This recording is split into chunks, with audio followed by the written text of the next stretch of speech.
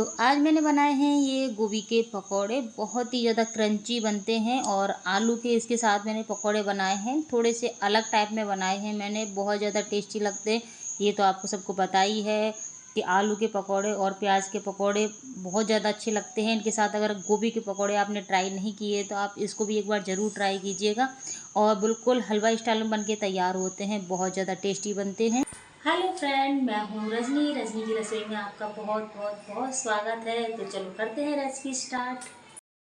फूल गोभी के पकौड़े बनाने के लिए मैंने ये आधा किलो फूल गोभी ली है। और ये अब बरसात का मौसम जाने वाला है, तो इसके बाद ये ना कोल्ड स्टोर की गोभी है ना, मार्केट में आने लग गई है। और इसको पहले क्या है कि डंठल को हटा लेना है और इसके अलग अलग ऐसे टुकड़े कर लेने हैं। और ज़्यादा बड़ा नहीं करना है और छोटा ही, मतलब मीडियम साइज़ में रखना है, ना तो बड़ा ना छोटा। इस तरह से मैंने एक कटोरी में इनको निकाल के रख लिया है और इसमें साफ़ पानी डाल के इसको 2-3 बार अच्छे से वॉश करेंगे। और इसको रगड़ रगड़ के धोएंगे ना, तो इसके ऊपर से जो काला काला लगा हुआ है ना, वो हट जाएगा और बहुत ज़्यादा टेस्टी बन के तैयार होंगे ये। तो इस तरह से मैंने इनको साफ़ कर लिया है अच्छे से। और इनके बाद अब हम इसको एक थाली में निकाल के रख देंगे। और जब तक हम करते हैं तैयारी बेसन के बैटर बनाने की, तो इसके लिए मैंने क्या किया है कि 2 कटोरी या फिर 2 चम्मच बोल सकते हैं, तो बैटर लिया है ये। और आप अपने हिसाब से कम ज़्यादा भी ले सकते हैं। 1 चम्मच लाल मिर्ची डाली है, मिर्ची भी अपने हिसाब से ले सकते हैं। कलर के लिए थोड़ा सा हल्दी डाल देंगे।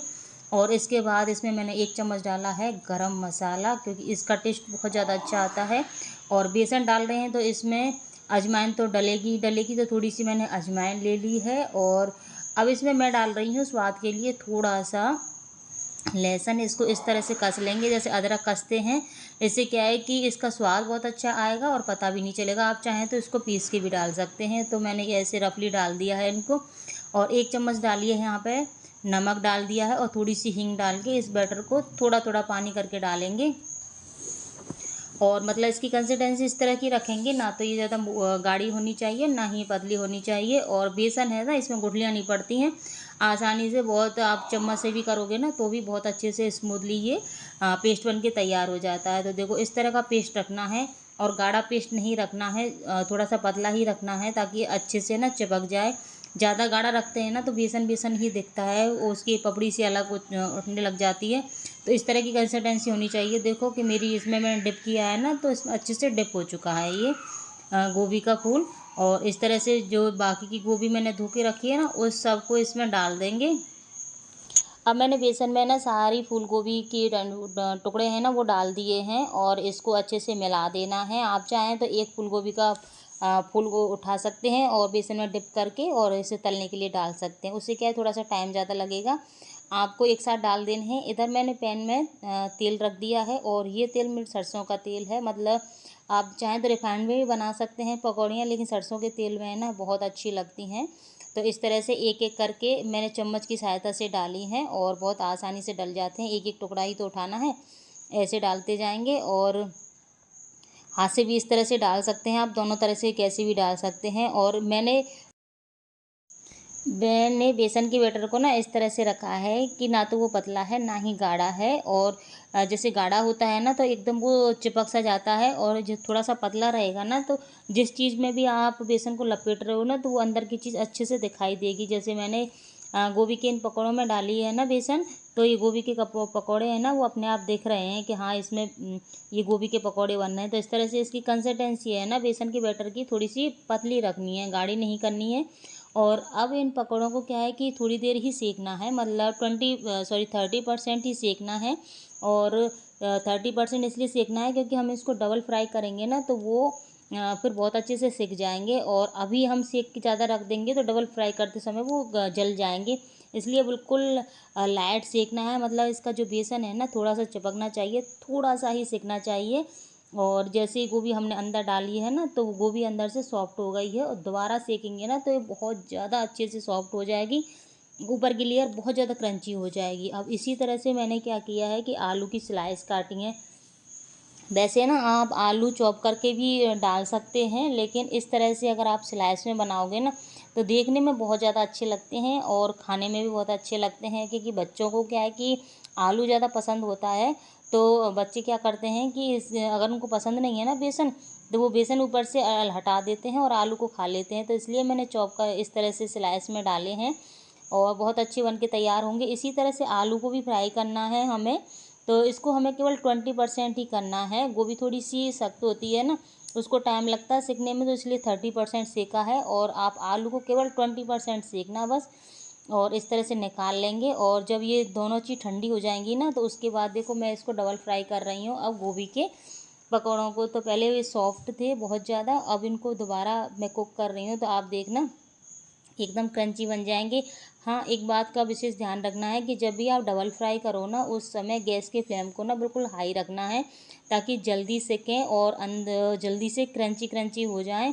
और अगर आप मीडियम या फिर लो गैस पर फ्लेम पर आप सेकोगे ना, तो ये कोई से भी पकौड़े हों वो तेल को पीने लगते हैं।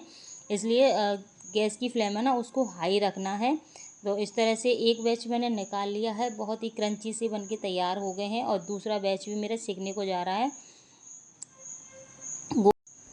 दूसरा बैच भी मेरा लगभग सिकने को जा रहा है, तो ये सिक के तैयार हो चुका है। आप लोगों से छोटी सी रिक्वेस्ट है, प्लीज़ चैनल पर पहली बार आए हो तो प्लीज़ चैनल को सब्सक्राइब कर लीजिए, बेल आइकन को भी दबा लीजिए, ताकि आने वाली हर वीडियो आप तक पहुंच सके।